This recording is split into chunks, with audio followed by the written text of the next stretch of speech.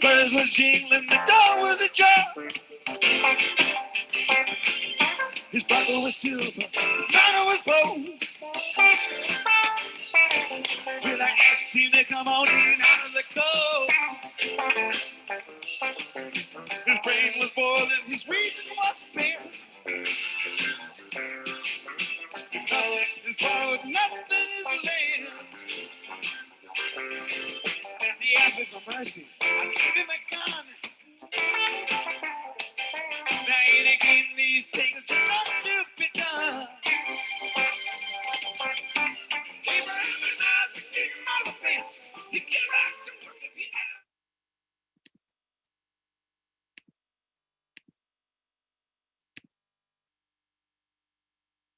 Moses came riding in on a quasar. How are you doing? Welcome to the greatest story ever told.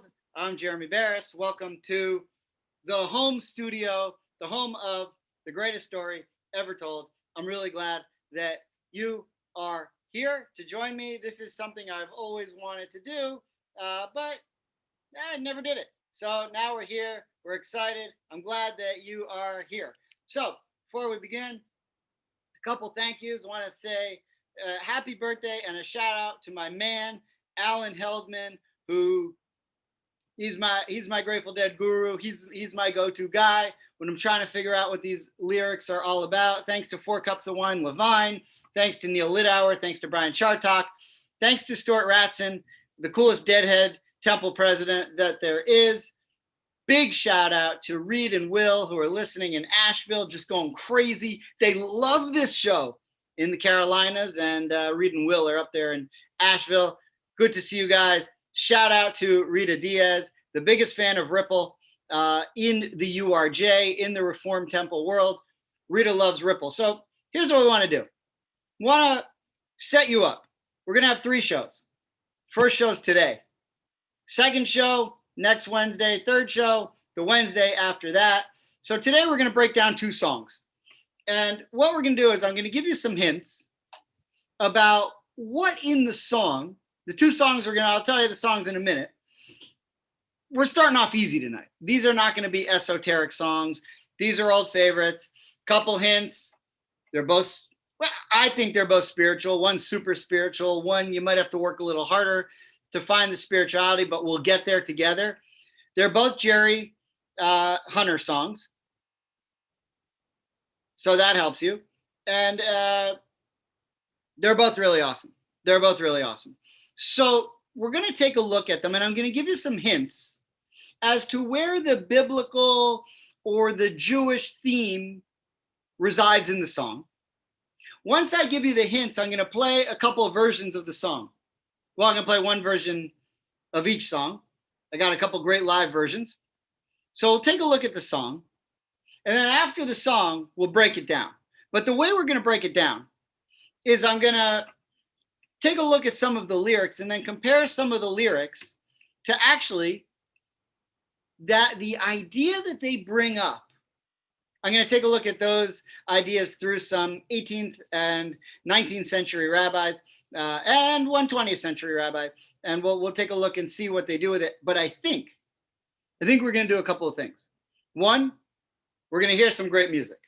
2, we're going to learn a little Torah.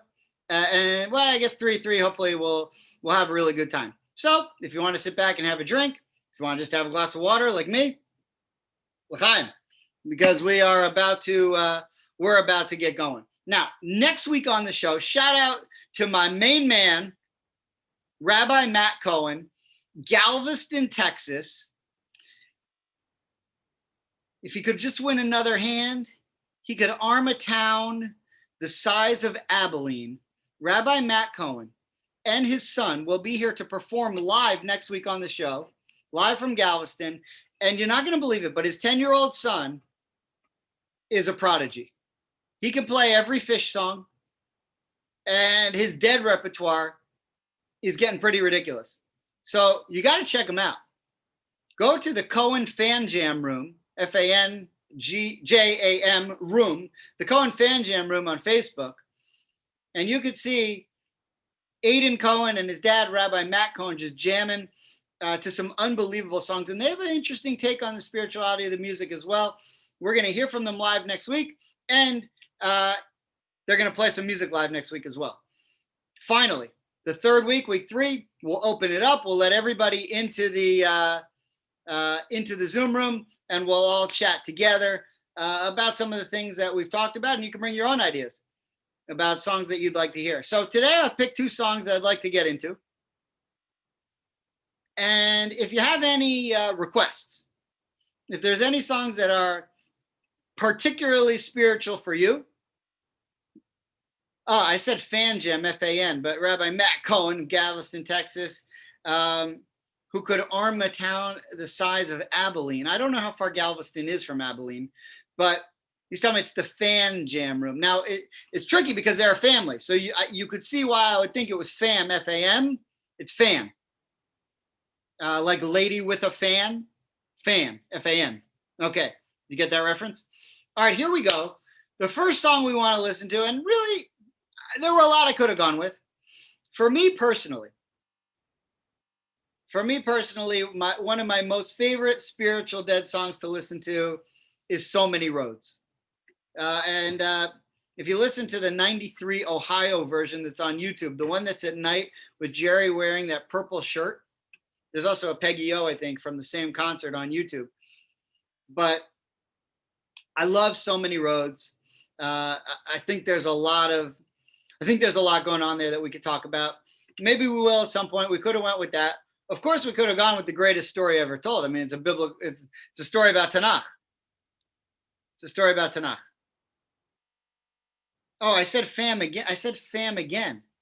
No, yeah, it's fam. It's fam. It is fam. Whatever. Just Google Matt Cohen or look for Matt Cohen on Facebook. It's either fam or fan. Try them both. I don't know. Who knows? Whatever. The kid's amazing. Aiden, he's a special kid. I've never met him, but I can't wait to talk to him. I've seen his presentations. I've heard him talk a little. The kid can play. I mean, the kid's amazing. He's a prodigy. So, whatever. Check him out. We could have went with the greatest story ever told. We could have called this show a lot of things. And shout out to Jeff Agron and Lisa Heller Green, who helped me come up with a name for the show. Now, we settled on the greatest story ever told because we're talking Torah, which is the greatest story ever told. We thought about going with Torah Pin Station. Torah Pin Station. We thought about going with Ramble on Rabbi. Considered Roe Jeremy. But when I thought of the greatest story ever told, I knew I was there. Now, what I want to do now is share my screen and take a look at the Ripple lyrics. And let's read through the lyrics and then maybe take some hints and then listen to a live version. So let's see if we can do this. I got 4 cups of wine Levine with me. Those of you who are not Beth people, you don't know, but our fabulous producer is Andrea, 4 cups of wine Levine. Now, this is Ripple. You know Ripple. Shout out again, Rita Diaz. This is her favorite song. Lyrics, of course, by Hunter. Music by Jerry. If my words did glow with the gold of sunshine and my tunes were played on the harp unstrung.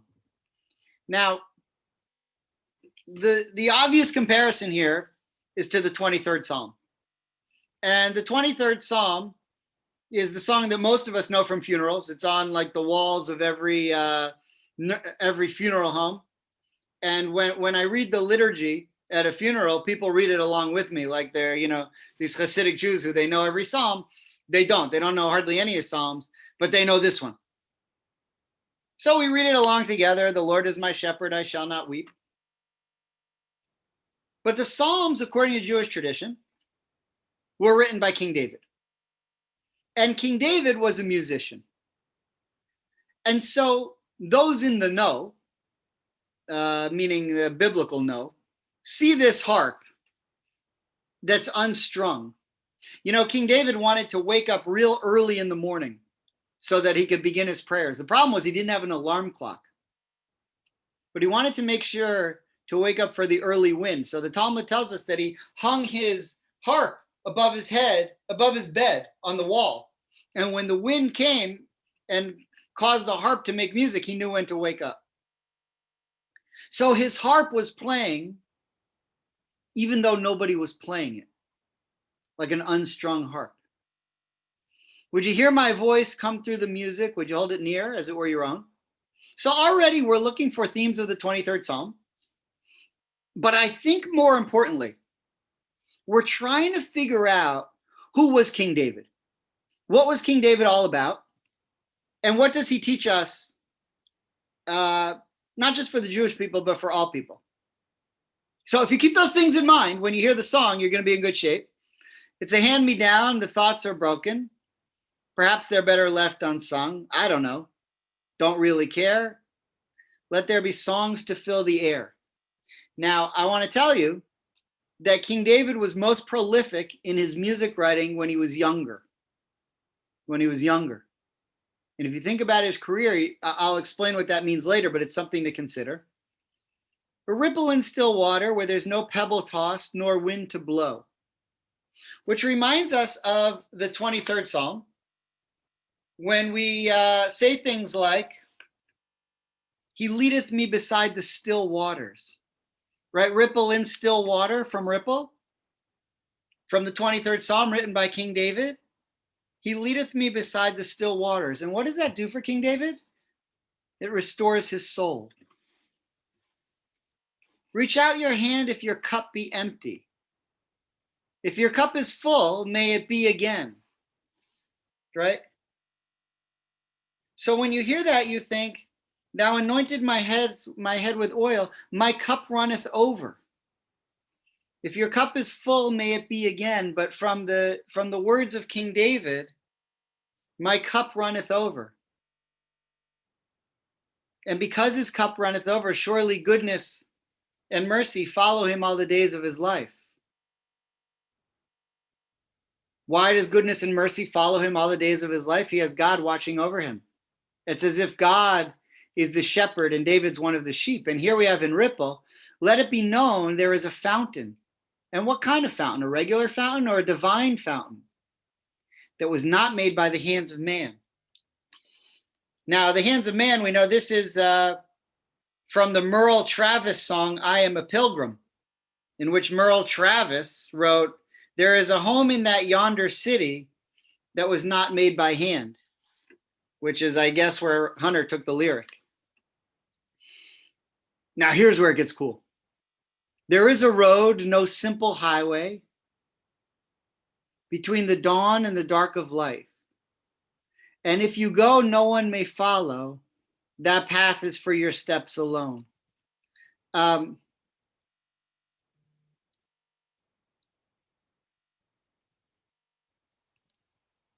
Sometimes I wonder if it's written sometimes, and if you lead, no one may follow. But there's this idea that if David goes in one direction, are people going to come after him? Does he even care? So let's listen to Ripple. And after you hear it,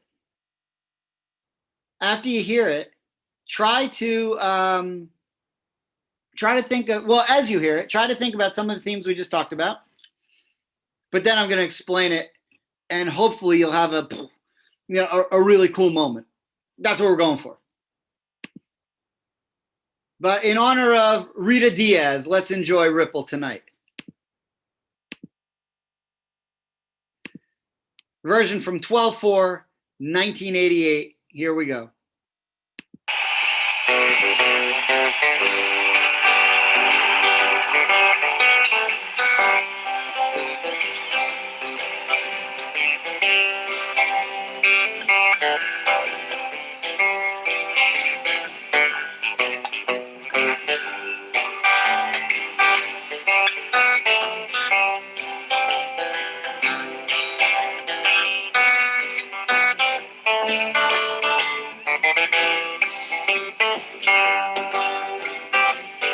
If my words did glow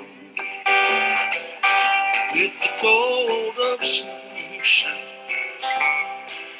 and my tunes were played on the heart on a string, would you hear my voice come through the moon Would you hold it near as it were your own? It's hand me down. The thoughts I wrote, perhaps they're better left unsaid.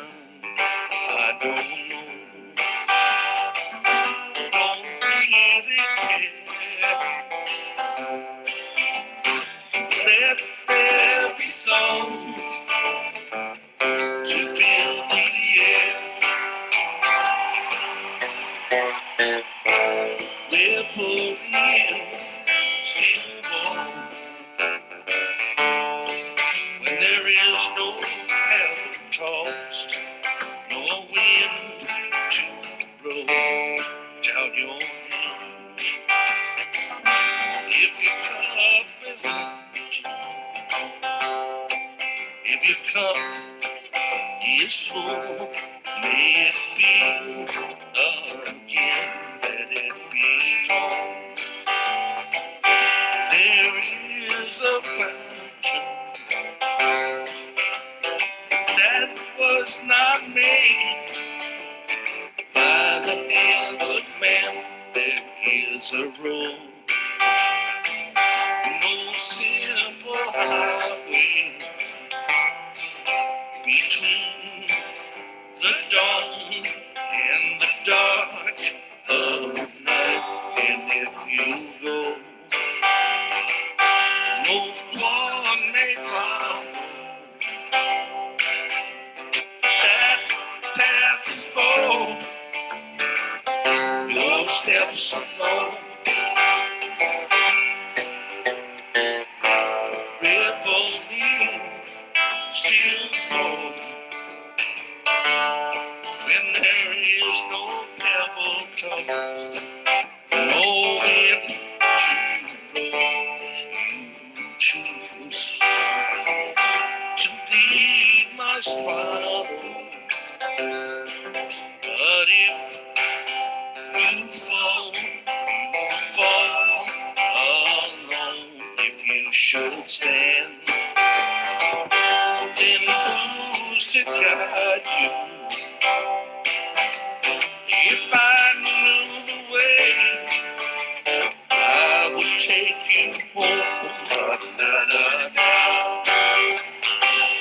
Da, da, da, da. Da, da, da.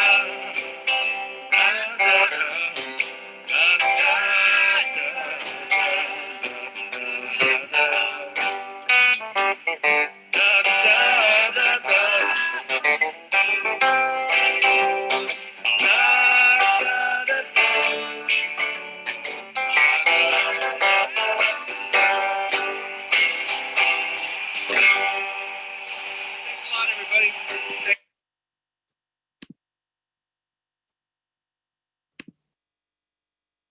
All right, you can watch that on your own anytime, but what we want to do here is see if we can't figure out some of the cool Jewish themes, or really just universal themes that are going on here. So I want to show you something here.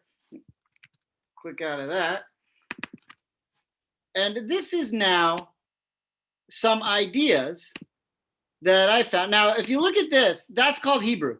So if you're new to the show, I couldn't find a translation for this anywhere. And so what I figured is I'll just translate it for you. But what you're looking live at my screen. And I got this from, you can see down here on the bottom, there's a rabbi named Dov Lerner. I don't think Dov Lerner likes the Grateful Dead, but he does know a lot about King David.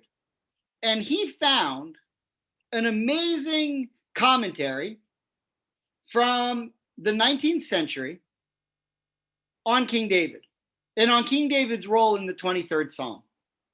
So this rabbi, if you can read the Hebrew, it says here Malbim, M-A-L-B-I-M, who was known as Meir Labush ben Yechiel Michael Wisser. But everyone called him the Malbim. He was born in 1809. He died in 1879. And he lived in Russia. and he explains what King David's role in the 23rd Psalm is. Now consider this,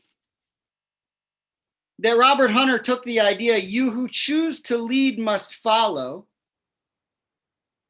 from a Chinese poem, which basically said, therefore, desiring to rule over the people, one must in one's words humble oneself before them, and desiring to lead the people, one must in one's person follow behind them.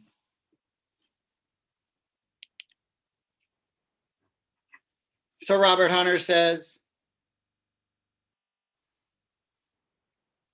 you who choose to lead must follow, right? Let me just find it exactly. I want to read it correctly. Okay. The last part of the song, you who choose to lead must follow, but if you fall alone.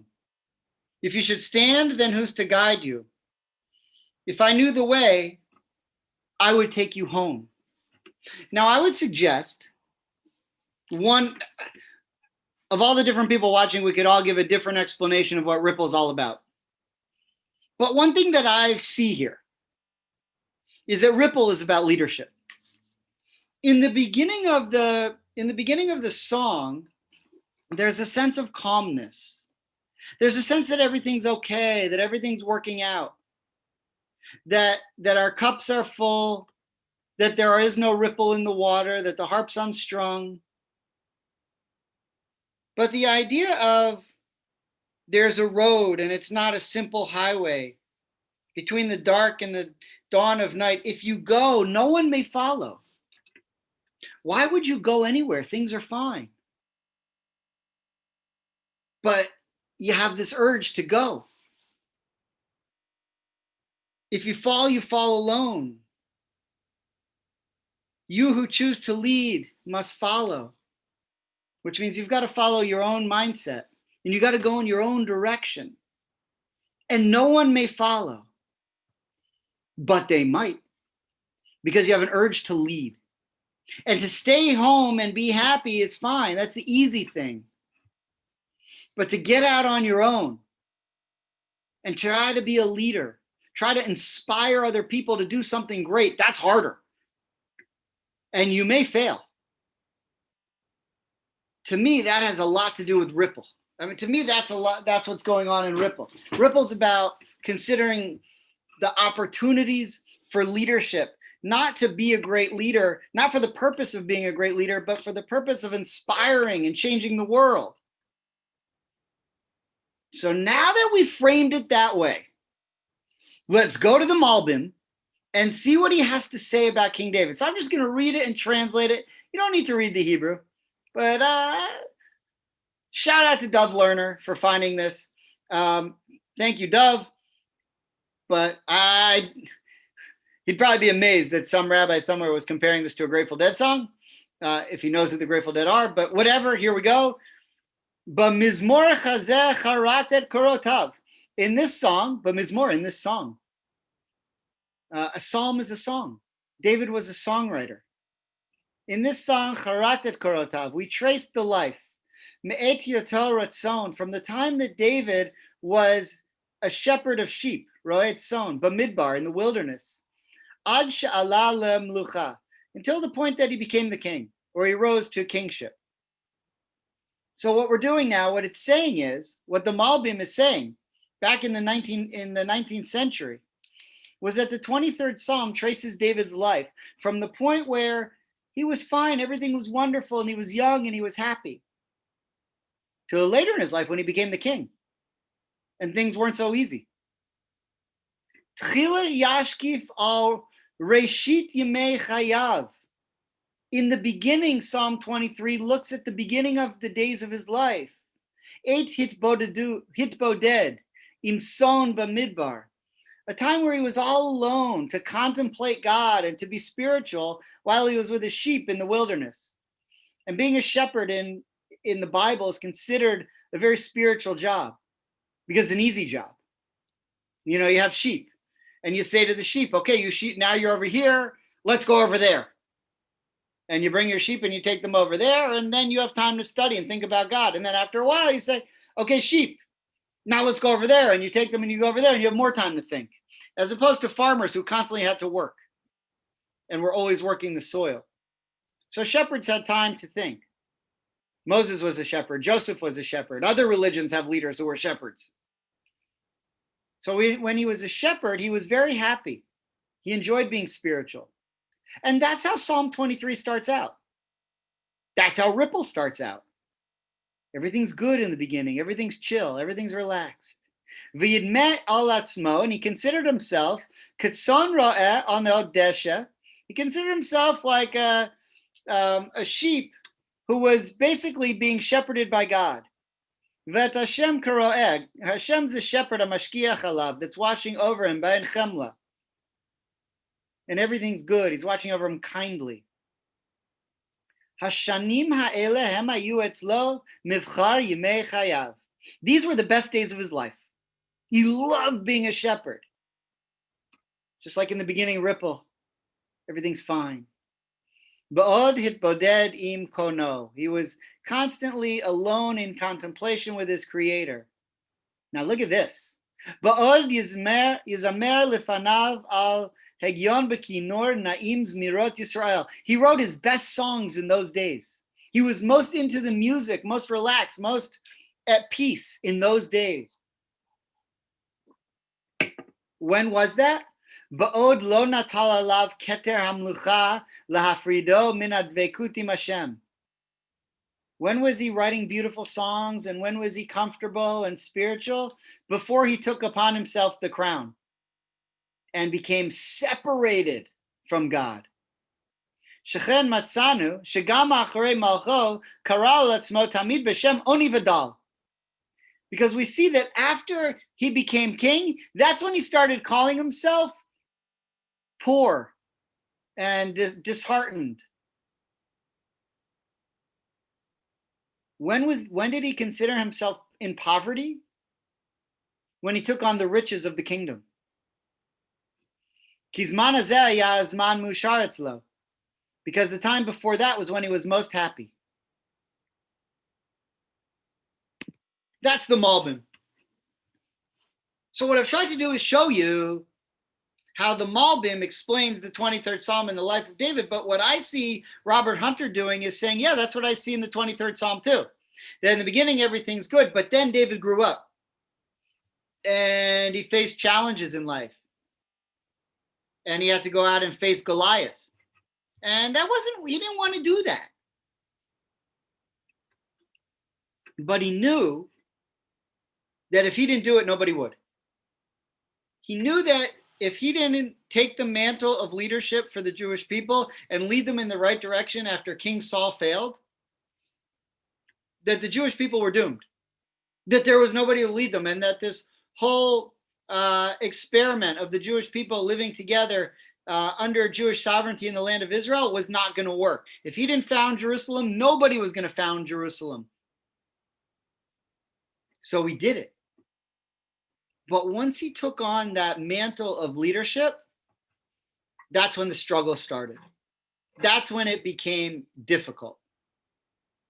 And I once heard someone say an expression like, someone was complaining how hard it was to do their job. And it was a leadership role. And someone said to them, of course it's hard. If it was easy, everybody would do it. So I think, here's what I think. I showed you what the Malbim thought. Here's what I think. I think that we all are on a path, a journey that goes somewhere. And there's like a fork in the road. And one side's not so much a fork, it's like an exit ramp. Get off here. Don't put your hat in the ring. What do you need it for?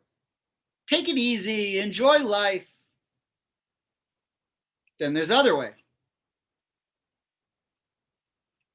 It's challenging. It's difficult. And you may not even enjoy it sometimes, or a lot of the time. We just saw that King David didn't really enjoy being king. He would have rather been a shepherd. I was telling someone about this the other day. Yitzhak Rabin, Alav Shalom, used to say, I never wanted to be a soldier. You know what he wanted to be? A water engineer. Growing up in northern Israel in the Galilee, he wanted to be a water engineer. But he realized Israel needed a leader. Israel needed a soldier. And so he did that, but he never really, that's not what he wanted to be. He didn't want his life to be about war. We could get in, there's a lot of songs, mostly Israeli songs having to do with Rabin, but that's a different show. So let's take a look at Ripple again. To me, Ripple's about leadership and about asking the question. Ripple may not be an answer. Ripple may be a question. If you go, no one may follow. The path is for your steps alone. Of course, it's for your steps alone because you're the first one going. The question is, will anyone follow? It's lonely at the top. Now, some people try to reach the top artificially. This is the difference between Moses and Pharaoh. Let's consider the difference between Moses and Pharaoh for a second. What were the pyramids? The pyramids represented Egyptian society. Now, we could talk about, maybe if I didn't even expect to get into this Pharaoh-Moses comparison. If I did, maybe I would have clips from when the Dead played at the Giza pyramids. Interesting history behind those concerts, by the way. I always wondered, you know, if you're over there, why not play in Israel too? They never played in Israel. They should have, but whatever. It's a different conversation. So the pyramid represented Egyptian society. That's why the pharaohs were buried in pyramids. And who's at the very top? Pharaoh, alone, the leader alone, at the top, closest to God, because the pharaohs saw themselves as gods, and they were the only ones who could really communicate with God. Everyone else was on the bottom. Maybe if you were a courtier, you were a little higher up, but everyone was below. And Pharaoh raised himself above everybody. And what happened? He raised himself up. What was his end? The end was he was destroyed. On the other hand,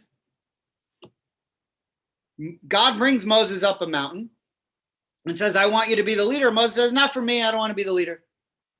God says, I need you to do it. No one else can do what you can do. Go do it. And the greatest compliment the Torah ever gives Moses was that he was very humble. Moshe anav meod.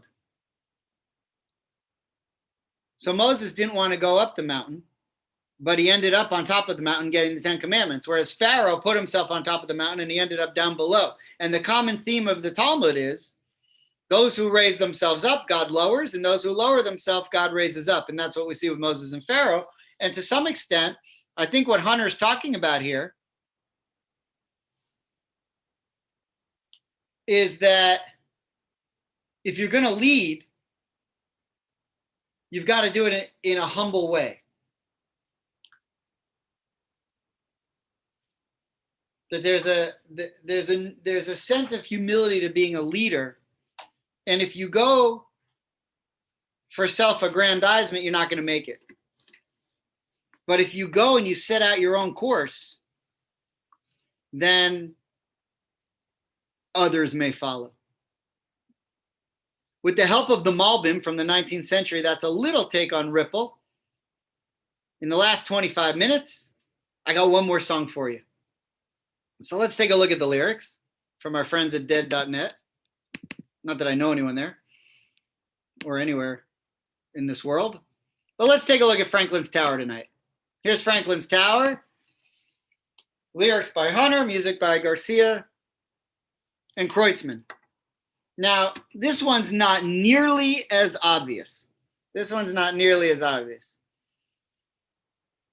So before we go on, couple more shout outs.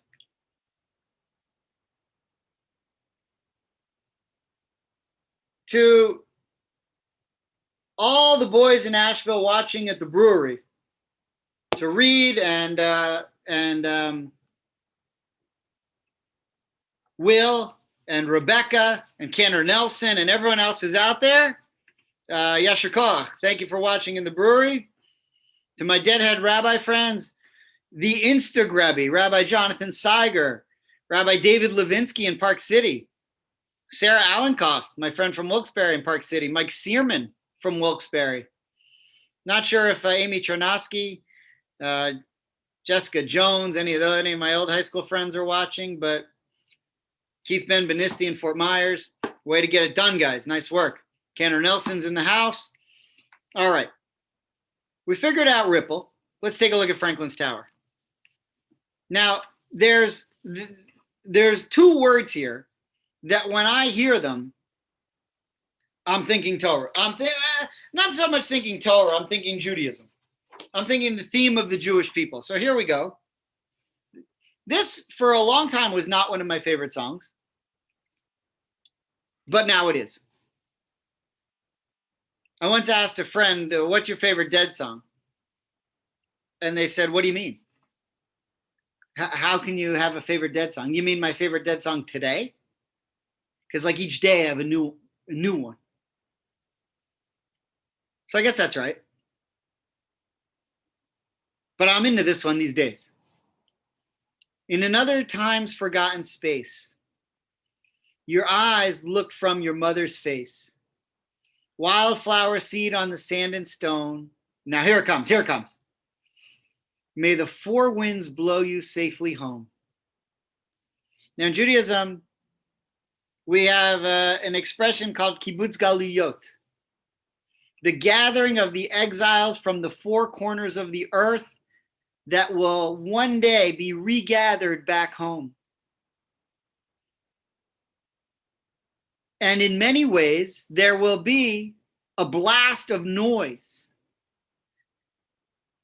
that will be sounded throughout all the world in the days of the Messianic era, and all the Jews will be brought home to Israel. We've already seen the seeds of this with the birth of the state of Israel and Jews coming back to Israel from all over the world.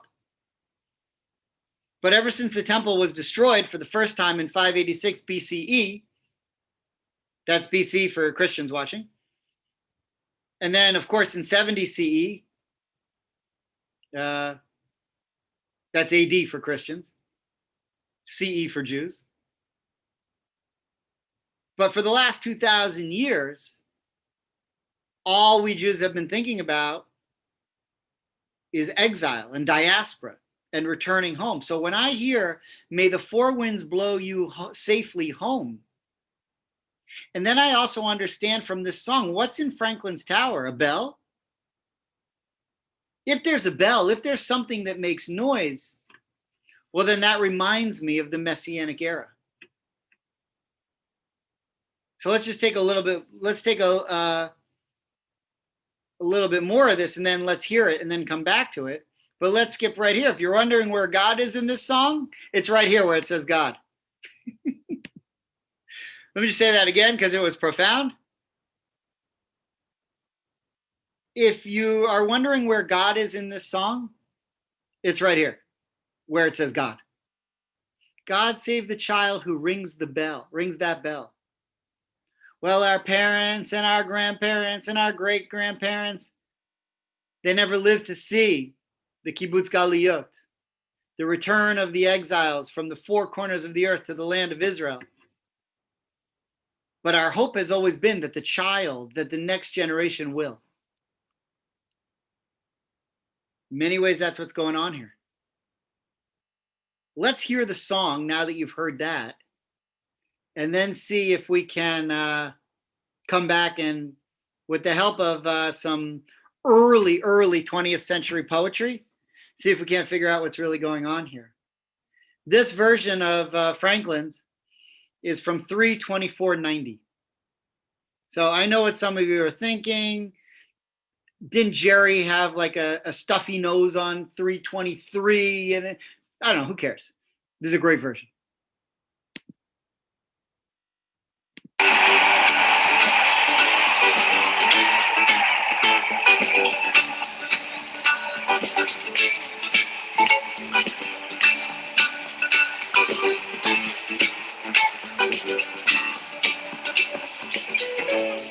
sometimes forgotten face.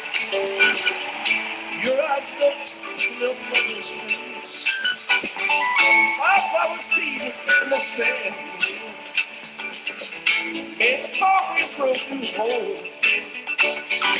Roll away the dew. Roll away the dew. Roll away the dew. Roll away the dew.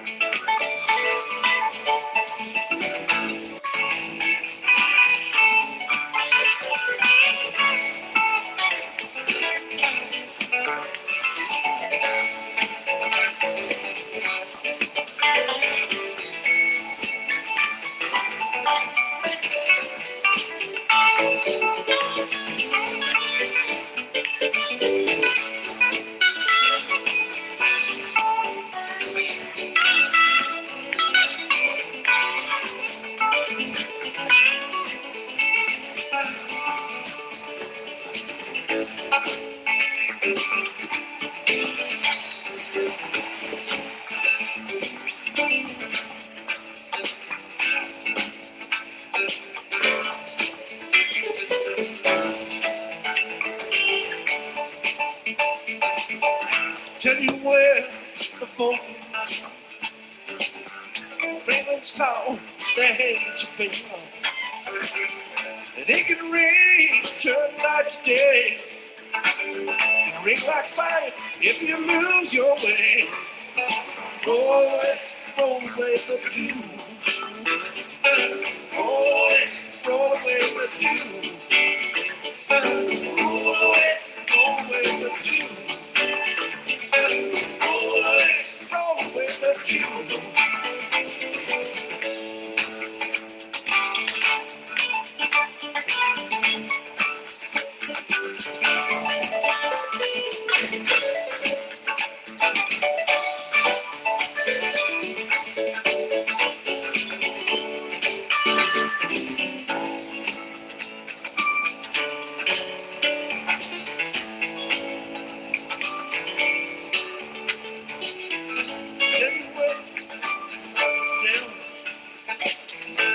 One good ring, baby. Watch my nights, watch my days. You get confused, listen to the play.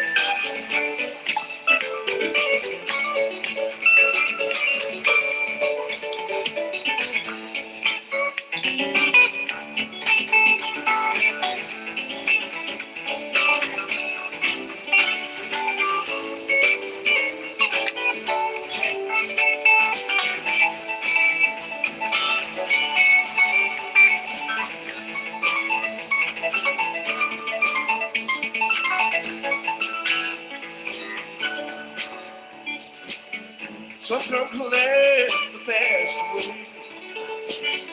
Some come to make just one more day. Whichever way your pleasure tends. If you play nice, you're gonna harvest sweet. Roll away the dew. You better roll away the dew. Roll away the dew. Roll away the dew.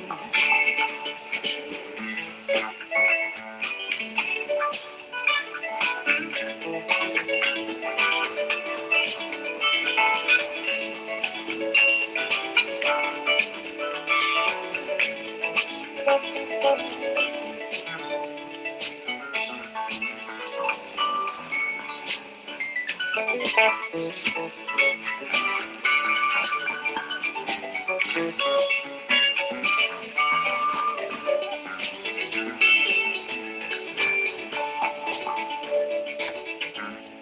you went falls like falling hounds, lighthouse keep. Wildflower seed in the sand and the stone. May the forest roll you safely home. Oh, roll away the dew. You better roll away the dew. I want you to roll away the dew. You better roll away the dew. Oh, roll away the dew. Roll away the dew.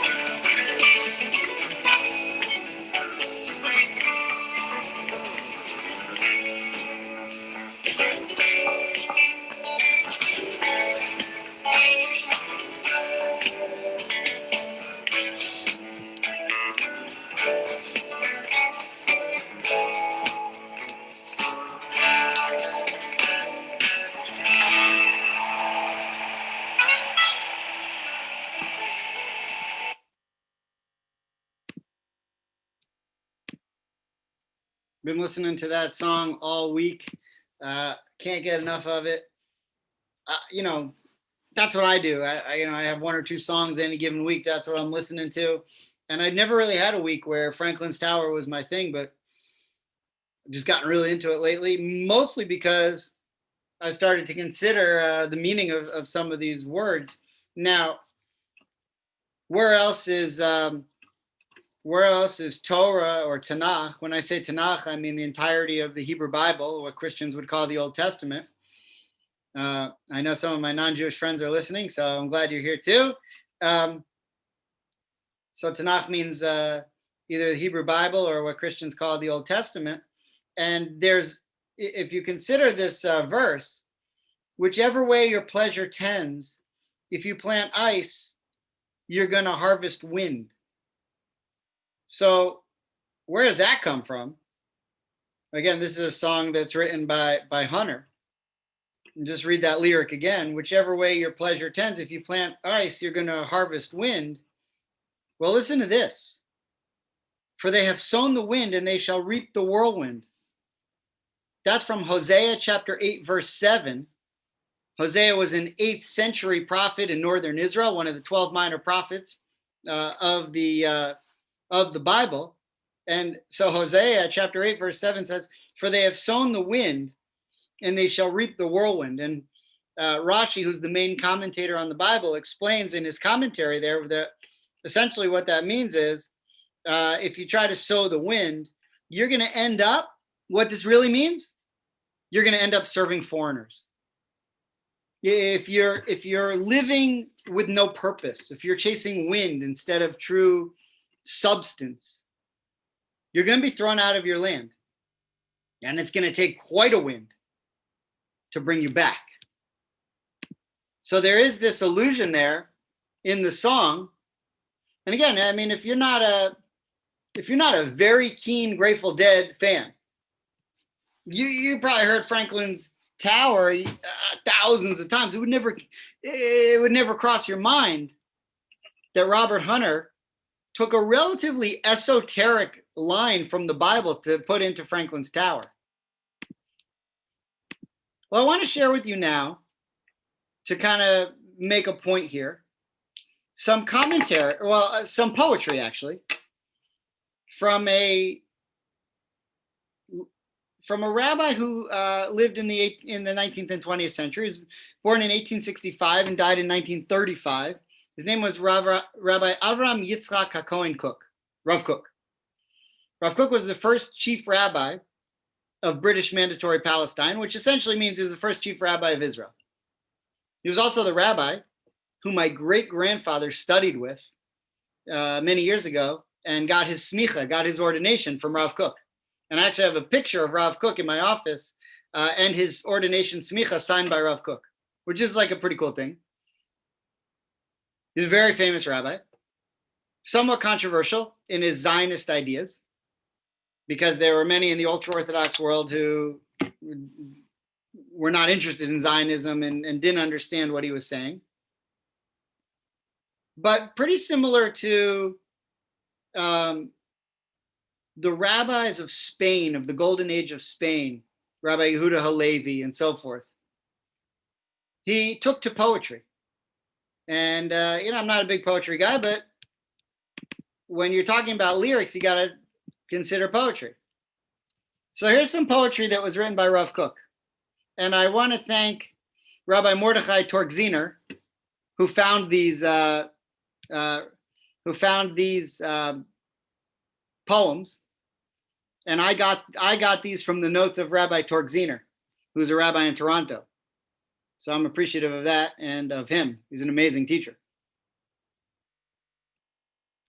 So he has a poem here called Umachshavotai Mishutetet, which means, Rabbi Torgziner's translation is the struggle of exile.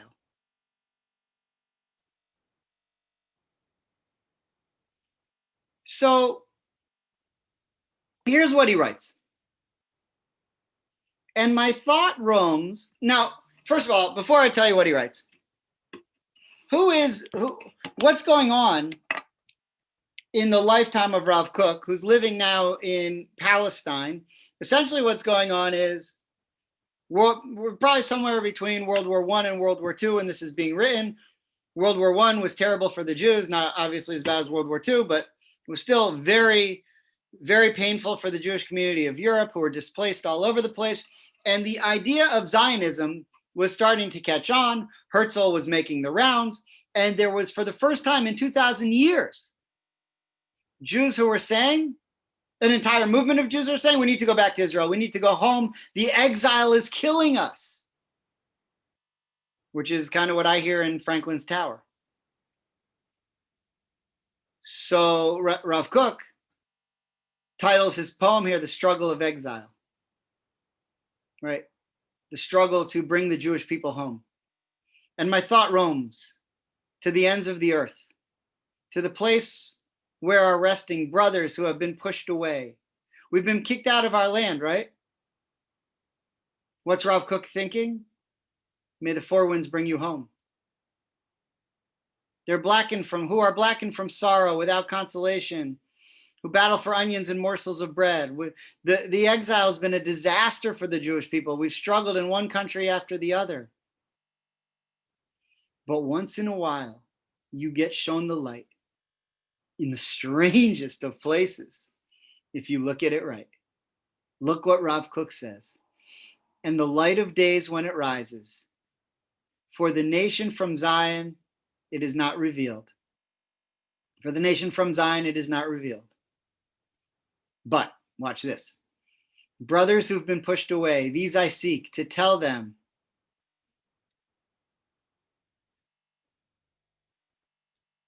Sometimes, in the strangest of places, you get shown the light. That their light has blossomed. Now, I know that's from a different song, but light is light. And for the last 2,000 years, we Jews have been trying to come back home to our light, the light of Zion. Consider what Hunter writes here.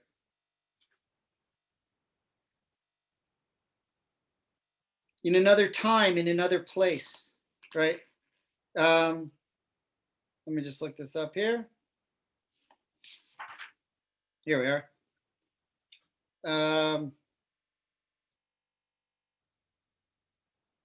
I will stay one more day.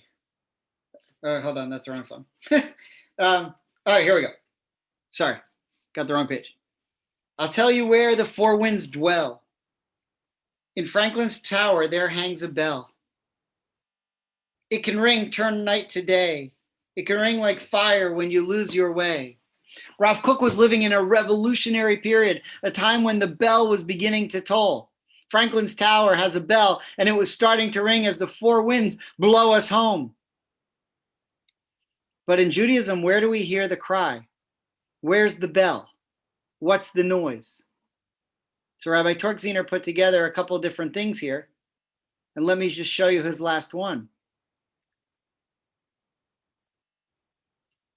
Franklin's tower. When the bell calls the four winds to bring us home, we Jews wait. And we know, according to our tradition, when the Messiah comes, look what Rav Kook writes, and blow the great shofar, tekiah, trua, shvarim, and pound with your foot, and so the graves will quake. And these sounds will ascend through their passages. Franklin's tower will start to make noise to the very roots of our souls. Imagine if Hunter knew about this poem. And those who roll will be set in motion. Those who roll away the dew will be set in motion to build up the ruins. And those who sleep will be roused. The grandchildren of lions who play in streams and wander in sprinklings. The Jewish people are coming home. Some thoughts on Ripple, Franklin's Tower.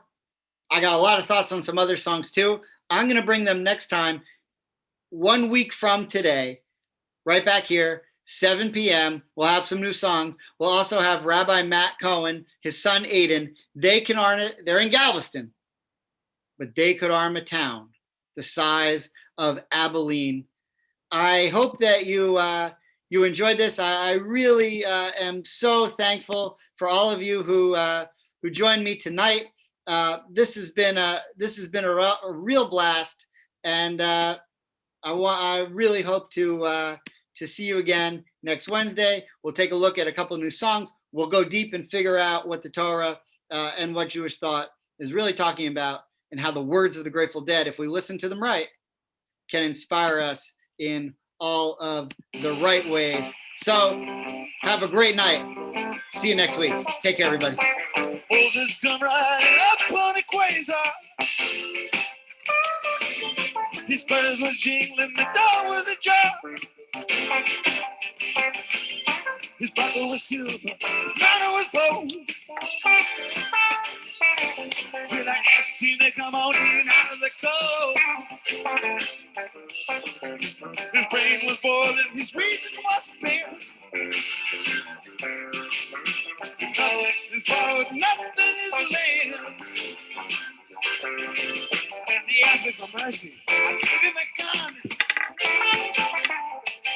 Now yet again, these things just got to be done. Abraham and Isaac sitting on the fence. You get right to work if you ever have any sense. You know the one thing